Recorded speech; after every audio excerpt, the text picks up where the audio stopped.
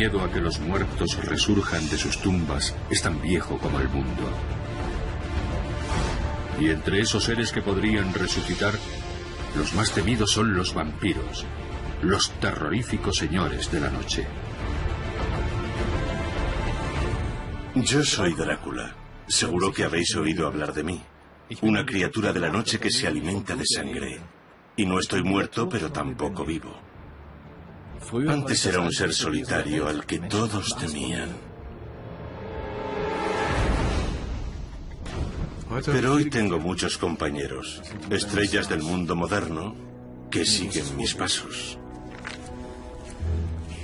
¿Pero en qué me han convertido?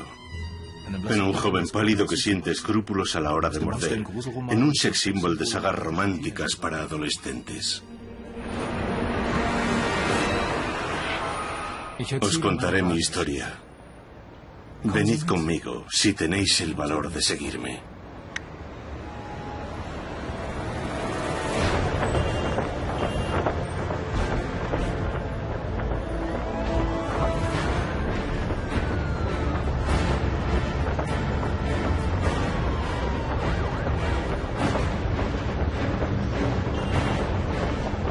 Drácula, la verdadera historia de los vampiros.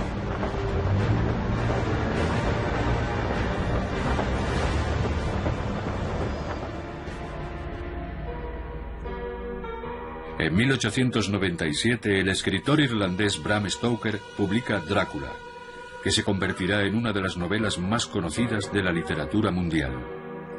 En ella habla de un conde rumano convertido en vampiro y su viaje a Inglaterra, donde cometerá terribles crímenes. A finales de la era victoriana, las historias de terror son un gran éxito de ventas.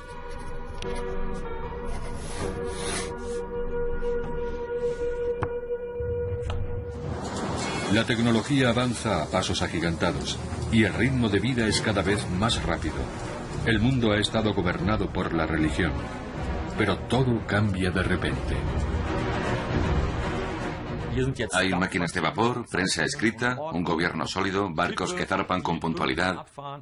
No queda espacio para lo oculto, lo sobrenatural o la religiosidad profunda. En un mundo moderno e innovador, Stoker introduce un vampiro, una criatura que continúa muy viva en el imaginario popular. Sin embargo, hoy casi nadie recuerda a su autor. Sus cenizas descansan en un humilde crematorio de Londres. Mi creador. Quien me hizo famoso. Y no solo eso. En su libro, Stoker describe muchas de las características y facultades que hacen reconocible a un vampiro.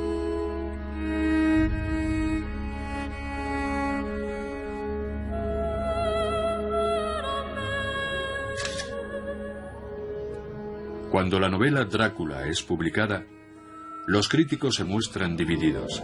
Para unos es literatura de segunda clase, mientras que para otros es una de las mejores historias de terror jamás escritas, aunque no apta para espíritus delicados. En cualquier caso, Stoker no deja indiferente a nadie.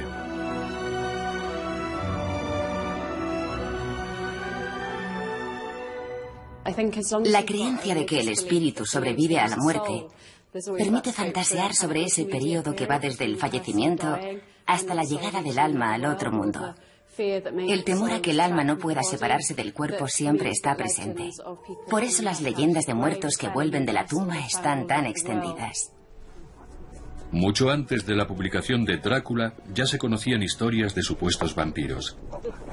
En el año 1732, el médico militar Johann Fluckinger investigó el caso de un tal Arnold Paole por orden de la administración militar austríaca. Al parecer se trataba de un no muerto que cometía sus crímenes por la noche en un pequeño pueblo de Serbia, un suceso que provocó una auténtica psicosis colectiva. Recuerdo bien el caso de Arnold Paole. Al pobre no le dejaron descansar.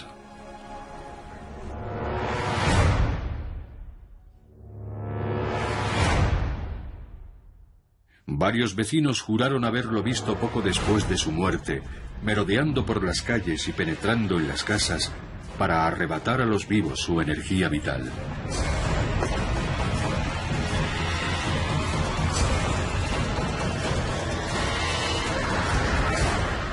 La creencia en los no muertos, que se alimentan de la sangre de los vivos, ya formaba parte de las supersticiones de la antigüedad grecorromana.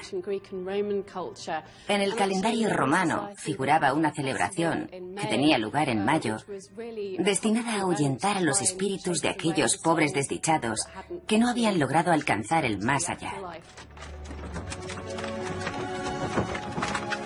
Johann Flückiger no lo dudó ni un segundo. La de Arnold Paole era una de esas almas perdidas. Según él, el cadáver apenas mostraba signos de descomposición. Al parecer ignoraba que un cuerpo enterrado está expuesto a una menor acidez, por lo que su descomposición es inferior a la que presenta un soldado muerto en el campo de batalla. Tampoco sabía que al secarse un cuerpo, sus uñas pueden parecer más largas, o que el pelo se sujeta bastante bien a la piel seca. Todo lo que describió en su informe es muy normal. Es lo mismo a lo que yo me enfrento a diario. Solo algo inusual, que no encaje en esa descripción, podría sugerir circunstancias sospechosas. En Viena esperan que Flückiger ponga fin a los rumores sobre vampiros. El extenso imperio de los Habsburgo, que agrupa a tantos pueblos diferentes, quiere evitar problemas en las regiones fronterizas.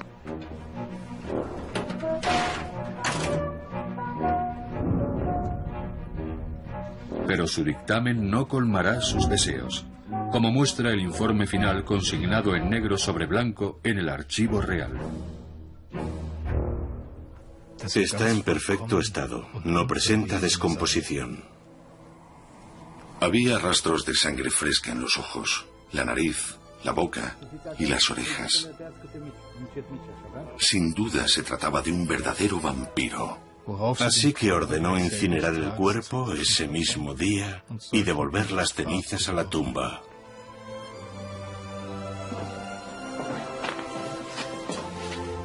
El informe de Flückiger corre como la pólvora por toda Europa. En lugar de apagar el incendio, el médico militar añade más leña al fuego.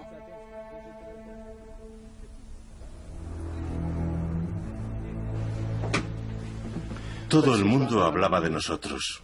Ya no éramos una fantasía de aldeanos supersticiosos, sino el objeto de disputas académicas.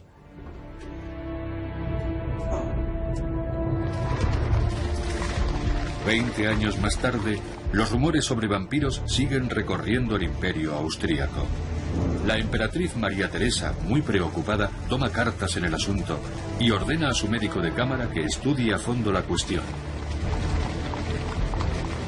Su misión será acabar de una vez por todas con tan alarmante superstición.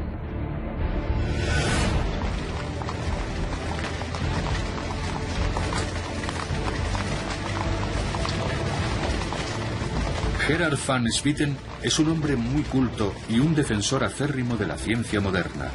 Para él, los vampiros son tan solo una barbaridad difundida por los ignorantes, una simple quimera.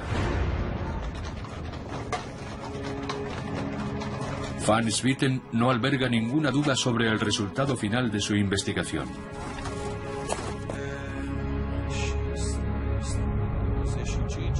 Tras un minucioso examen, el médico de la emperatriz achaca a causas naturales como la falta de aire y el proceso de fermentación la sangre que fluía desde la boca, el cuerpo hinchado y la piel rosada.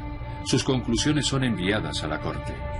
Todo este escándalo nace de un vano temor, de una credulidad supersticiosa, de una fantasía oscura y agitada, y ante todo, de la ingenuidad y la ignorancia del pueblo.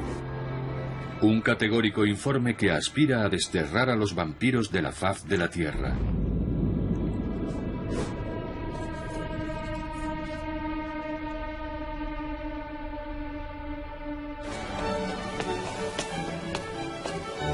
En Viena están muy satisfechos. creen haber acabado para siempre con la superstición. Por su parte, los desdeñosos extranjeros que veían la biblioteca de palacio como un bonito escenario para fiestas y reuniones, comienzan a ver este recinto como un refugio de la sabiduría digno del mayor respeto. La Ilustración. Cuánto me gustaba. Montones de libros científicos para conjurar la superstición. Cientos de tratados solo con ese fin. La luz había llegado por fin a Viena. Y nosotros no existíamos. Para erradicar definitivamente la creencia en los vampiros, se forma una alianza al más alto nivel. El mismo Papa ha escrito tratados definiendo el vampirismo como una alucinación de personas enfermas, y la emperatriz se suma a tan elevado empeño. El 1 de marzo de 1755 es publicado el llamado Decreto de los Vampiros, en el que se establecen penas muy severas para quien se atreva a abrir tumbas sin autorización y clavar estacas a los cadáveres.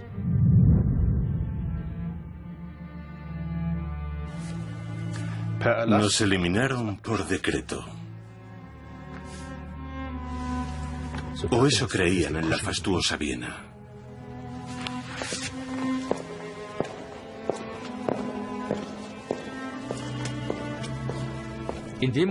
Al enterarse de que gobiernos e instituciones investigan la existencia de vampiros, la población empieza a pensar, si el Estado se ocupa de esto es porque oculta algo importante.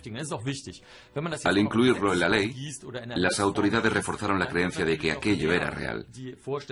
De lo contrario, no habrían puesto en marcha investigaciones o promulgado leyes y decretos. Fue un arma de doble filo que acabó reforzando la superstición.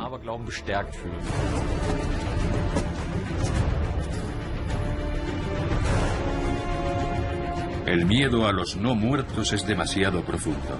No puede ser erradicado por una orden gubernamental. Según una antigua creencia popular, cualquier persona puede convertirse en un no muerto, por haber cometido terribles pecados, por una maldición o por ser víctima de un vampiro.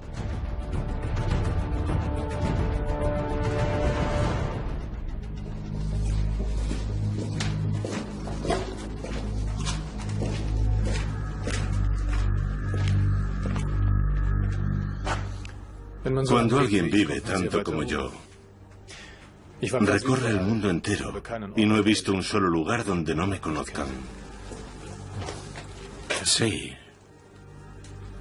Una bonita colección.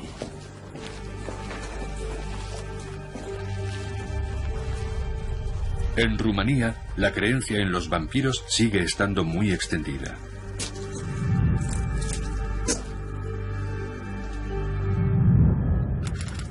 En la primavera de 2004, el pequeño pueblo de Marotino de Sus apareció en los titulares de la prensa local con motivo de la profanación de una tumba. El culpable fue fácil de localizar, ya que no ocultó su delito. Al contrario, se mostró orgulloso por haber impedido que un vampiro atacase a sus vecinos.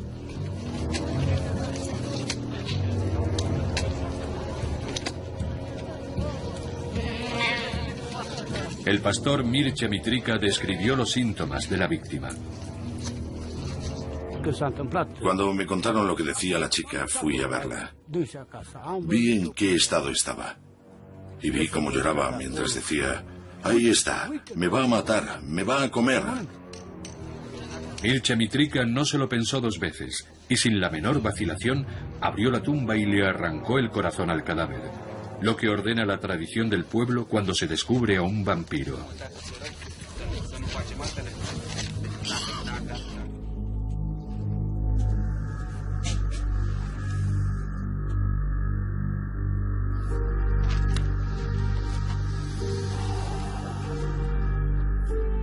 Esta es mi colección. Recuerdos del paso de los siglos. Empecé hace mucho tiempo. Supuestamente nos pueden matar con una bala de plata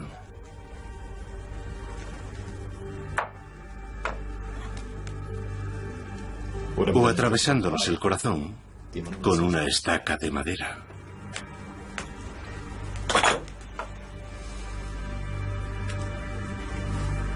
Y por aquí tengo una cruz.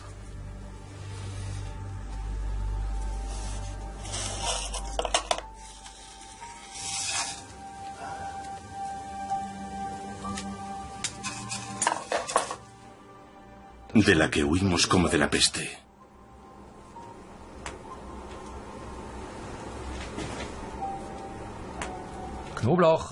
El ajo es bueno para combatir a brujas y vampiros. Aparecen muchas historias. Una de ellas cuenta cómo algunos espíritus pueden adquirir forma corpórea tras penetrar en una cocina un determinado número de veces, y cómo el ajo se convierte entonces en una eficaz y asequible defensa. Otra historia cuenta que el ajo surgió de la tierra que el diablo acababa de pisar con su pie izquierdo tras ser expulsado del paraíso, y que donde crece el ajo se reconoce la huella del diablo. Para mí el ajo está tan presente en la mitología porque es muy saludable y curativo. De ahí proviene su supuesta relación con lo sobrenatural.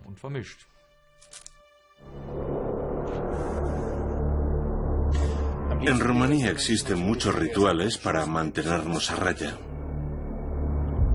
e impedir que volvamos del otro mundo.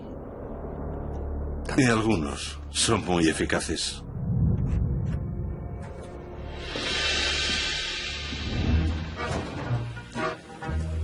La anciana Nana Sida lleva décadas utilizando esos rituales. Colocamos una vela en cada esquina para que su ruta hacia el más allá esté iluminada. Aunque no sabría precisar el origen exacto de estas tradiciones. Debo hacerlo con cuidado para que el ataúd no se queme. Una de las costumbres más comunes es esparcir en el ataúd semillas de amapola para que el difunto se entretenga con ellas. Además, la amapola es un narcótico que tranquiliza al espíritu de la persona fallecida. También se puede poner un poco de pólvora para que el espíritu tenga miedo de volver. Restregar un ajo en las paredes interiores para que el espíritu pueda descansar es otra costumbre tradicional.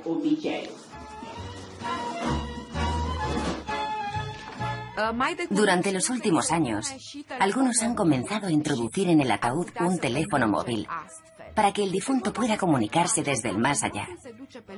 Un ritual que parte de la idea de que el más allá es un lugar en el que el muerto debe contar con todo lo necesario para evitar que se sienta tentado a regresar. Por último, se clava una estaca en el cadáver, aunque sea de forma simbólica. Colocamos una aguja en la llama de la vela hasta que esté al rojo vivo. La aguja simboliza la estaca que clavaremos junto al oído. Y después, que Dios le dé el descanso eterno. Rumanía es la patria de los vampiros.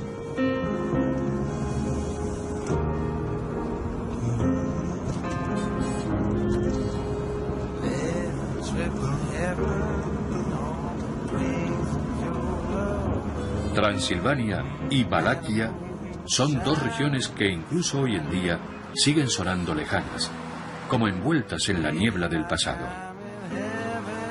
En esta tierra misteriosa, la gente aún teme a los vampiros, pero también vive gracias a ellos. Drácula es todo un valor publicitario.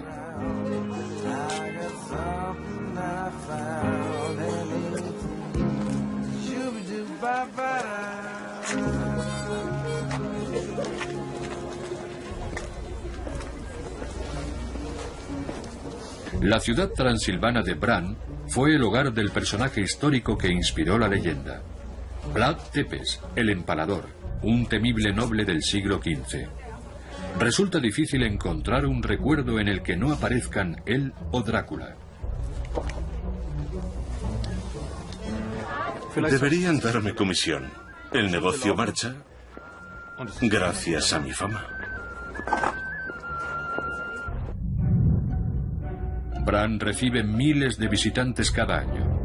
La idea de que esta fuese la residencia del empalador nació hace 50 años, tras considerar que este hermoso castillo era el que más se ajustaba a la descripción de Stoker.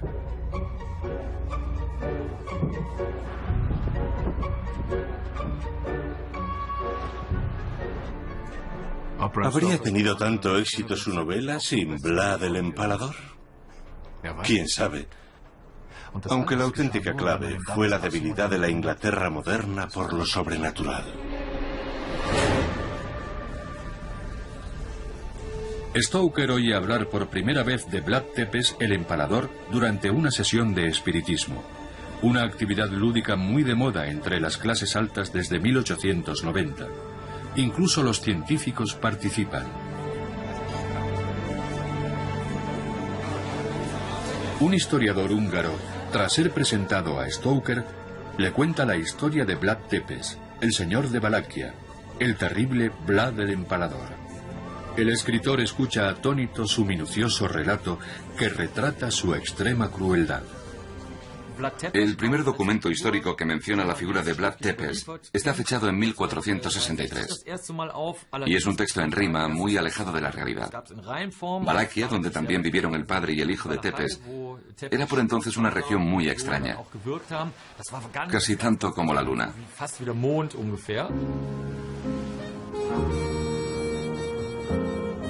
Los turcos amenazaban Europa.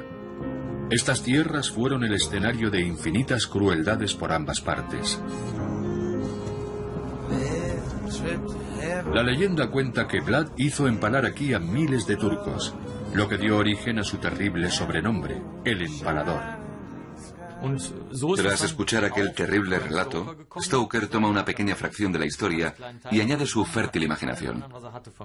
Y así nace el vampiro hollywoodiense.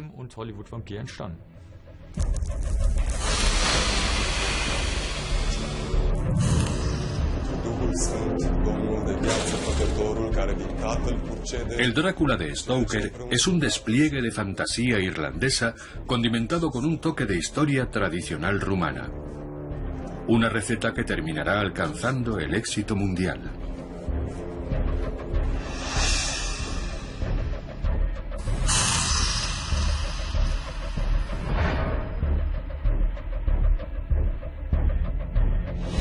El más famoso vampiro también debe su nombre al siniestro y cruel príncipe valaco del siglo XV.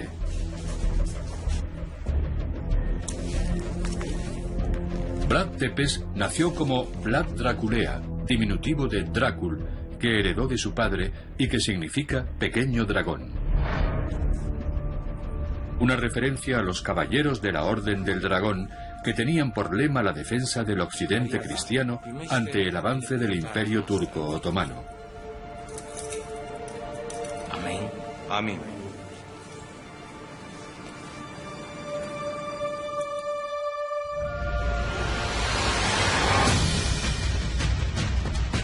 Vlad Tepes era un guerrero despiadado y temido que torturó y masacró a miles de enemigos.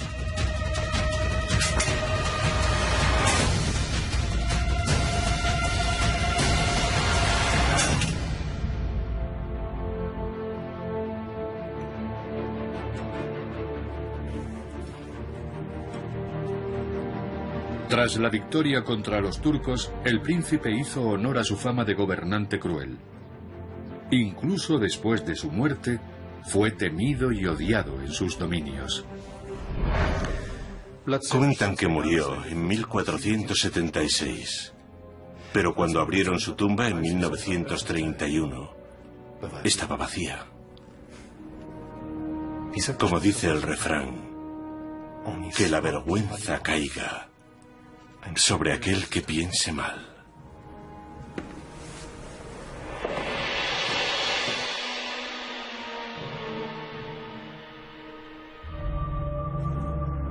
La pluma de Bram Stoker transforma al sanguinario príncipe Vlad en un vampiro que se alimenta de sangre.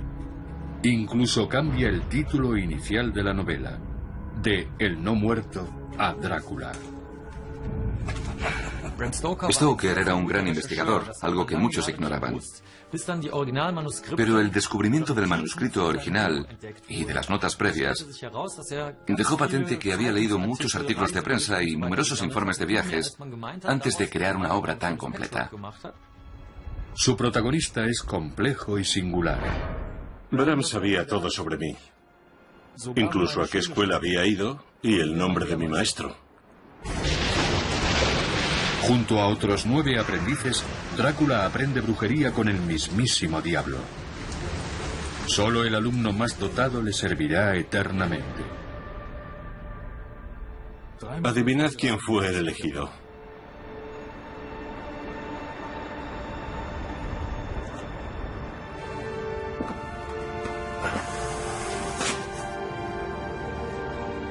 Stoker no fue el primero en escribir sobre vampiros, pero contó cosas que nadie más sabía.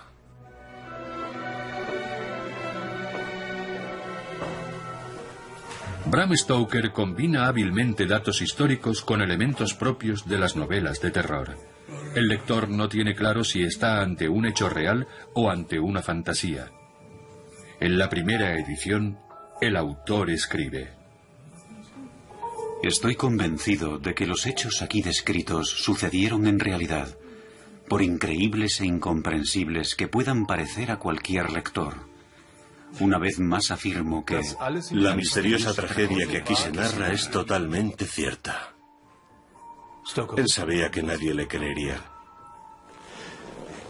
Por eso escribió en el prólogo: en este siglo en el que no creemos ni lo que tenemos ante nuestros ojos, el escepticismo de los sabios es el mayor poder de Drácula.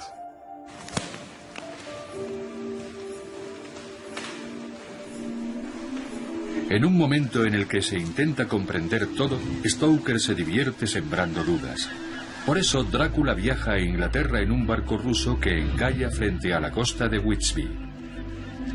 Un lugar donde no es extraño que la prensa de la época se haga eco de algún naufragio. El barco varado se puede ver en la playa, con su aspecto perdido, tenebroso y solitario, como un buque fantasma en el que solo una persona ha sobrevivido.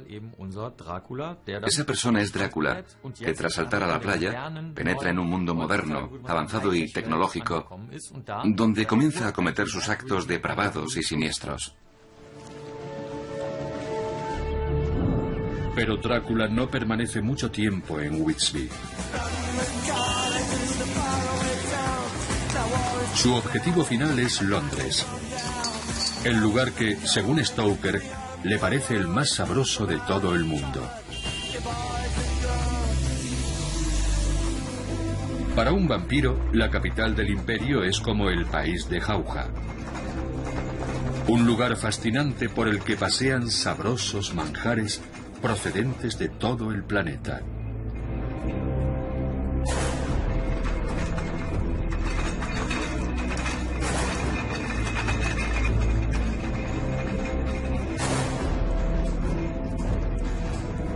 Drácula se convierte en su dueño y señor.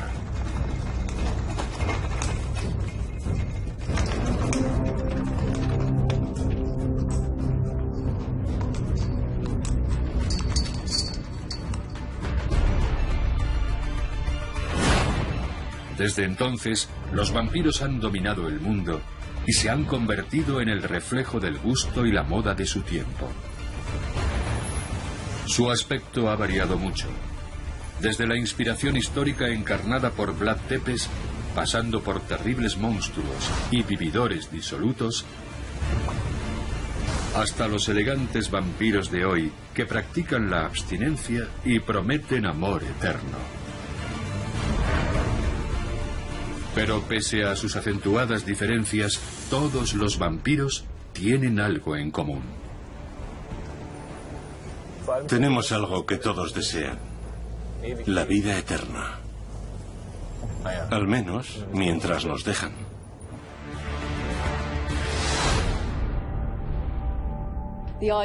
La idea de un Drácula inmortal es algo que se opone a la corriente cultural vigente. Es un concepto que se enfrenta a los valores que constituyen e impulsan nuestra sociedad: el materialismo, el conformismo y la respetabilidad. La leyenda de Drácula se basa en la inmortalidad, que es algo que no encaja en los valores de nuestra sociedad materialista. Los vampiros de hoy tienen muy poco que ver con Drácula. Algunos incluso intentan ser buenas personas. Hollywood ha convertido al monstruo sanguinario y nocturno en un adolescente enamoradizo y vulnerable.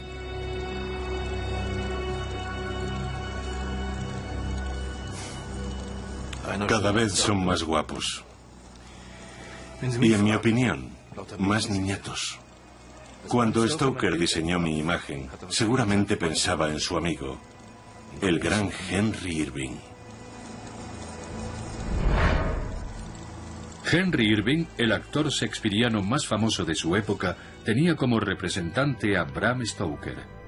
Irving no quiso interpretar a Drácula porque le parecía trivial.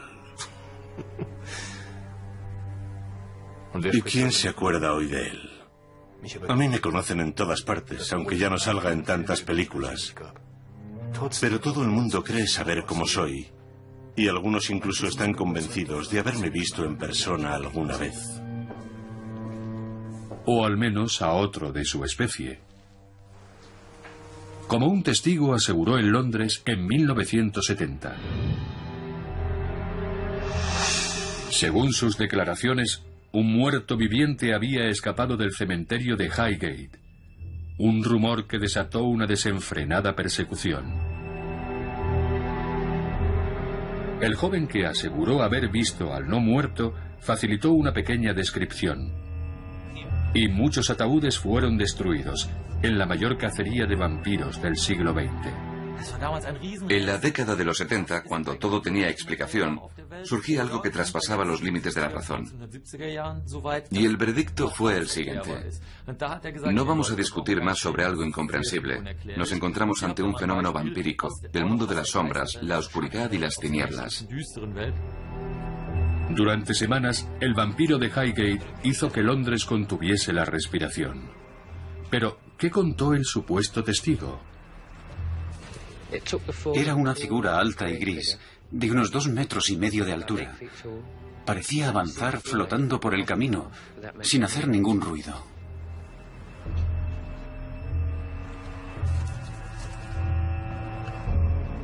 He estado muchas veces en Highgate y nunca he visto a otro vampiro.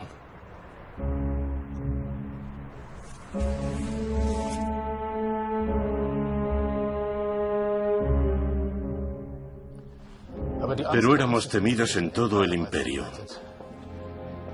En Irlanda, la patria de Stoker, llevamos vagando más de 1000 años.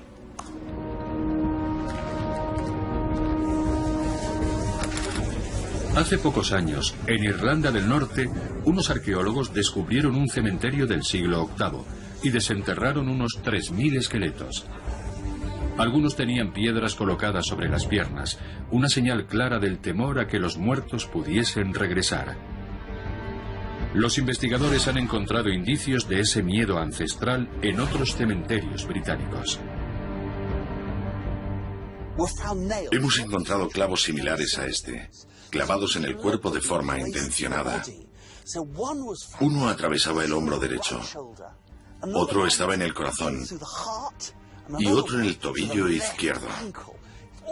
Todos estos clavos parecían tener como finalidad evitar que el fallecido pudiese levantarse de nuevo.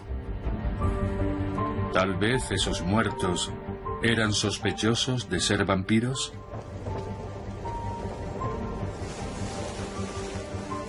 Pero Stoker ignoraba tales hechos cuando escribió Drácula en esta casa.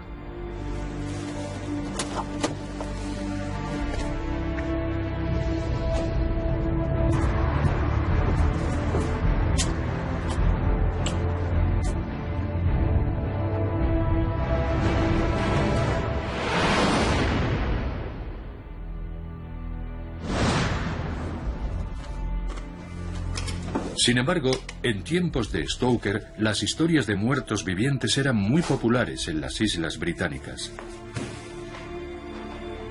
En sus notas no aparece nada sobre su Irlanda natal. Allí solo existen elfos, hadas, duendes y otros seres mágicos. Aunque bien mirado, ¿por qué escribir sobre lo que ya se conoce?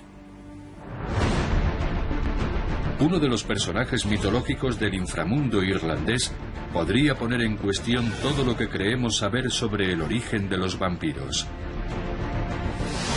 Un muerto viviente que sembró el terror allá por el siglo VI.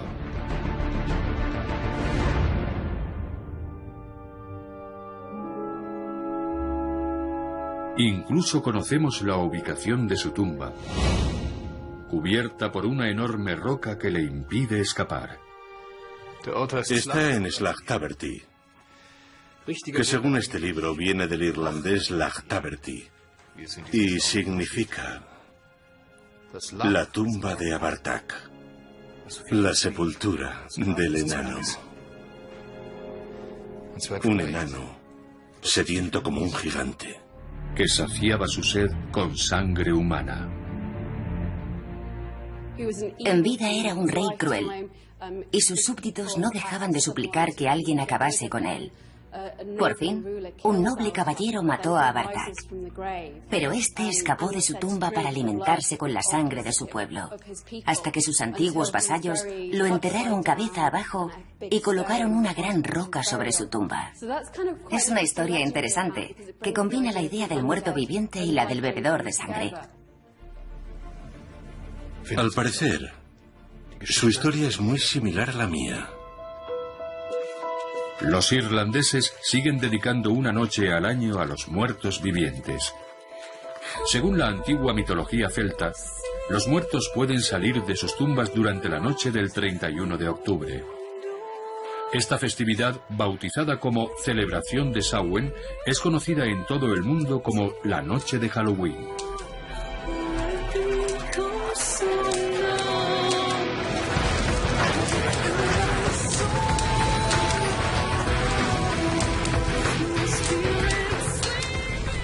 Me gusta ver cómo disfrutan. Incluso pierden el miedo atávico a la oscuridad. El verdadero objetivo de estos antiguos rituales es mantener a raya a los muertos.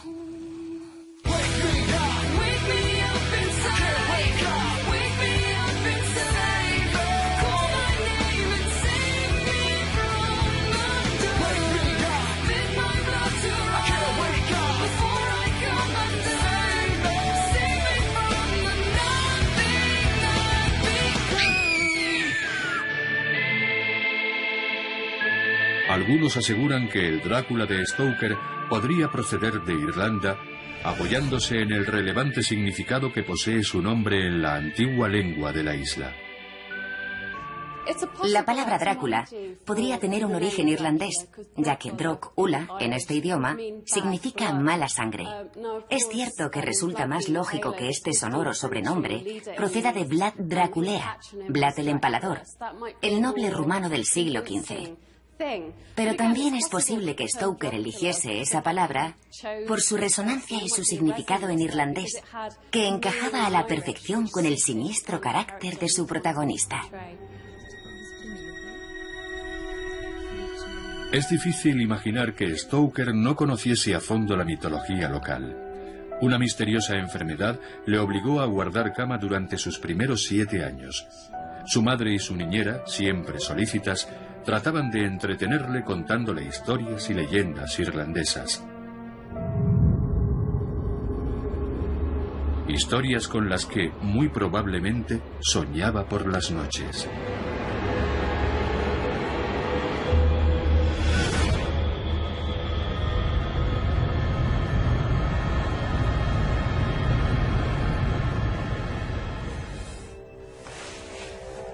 Tal vez era incapaz de diferenciar el sueño de la realidad. Bram Stoker murió el 20 de abril de 1912 sin dejar ningún testimonio escrito que clarificara dónde y cuándo oyó hablar por primera vez de vampiros y muertos vivientes. Según el informe forense, la causa de la muerte fue el agotamiento.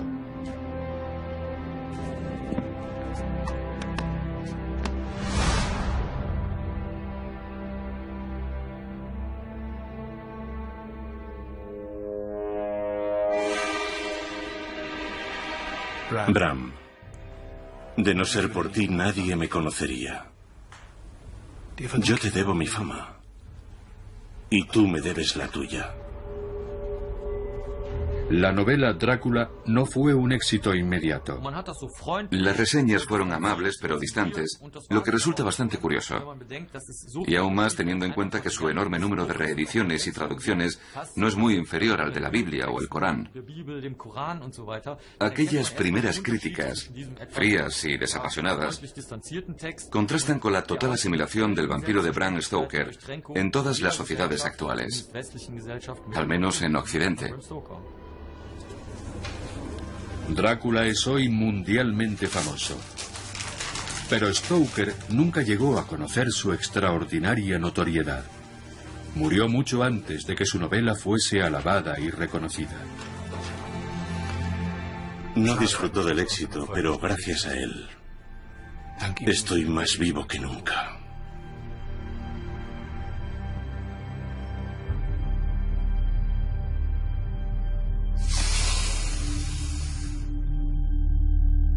Tras su muerte, el escritor irlandés Bram Stoker fue incinerado, algo muy poco usual en aquella época.